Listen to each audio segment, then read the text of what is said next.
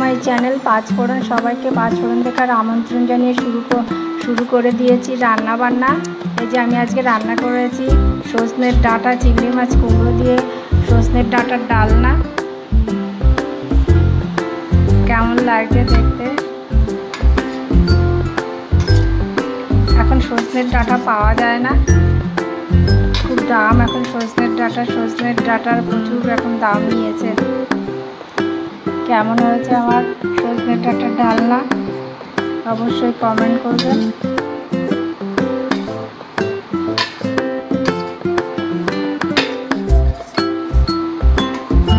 একদম একটা সিম্পল রান্না।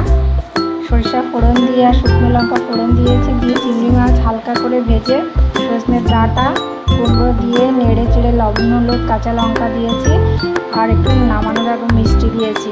এইভাবে রান্না করেছি, হালকা ঝোল কিন্তু খুব সজনে ডাঁটা খুব স্বাস্থ্যকর একটা সবজি। বাড়িতে সবাই ট্রাই করবেন। ভালো থাকবেন, সুস্থ থাকবেন।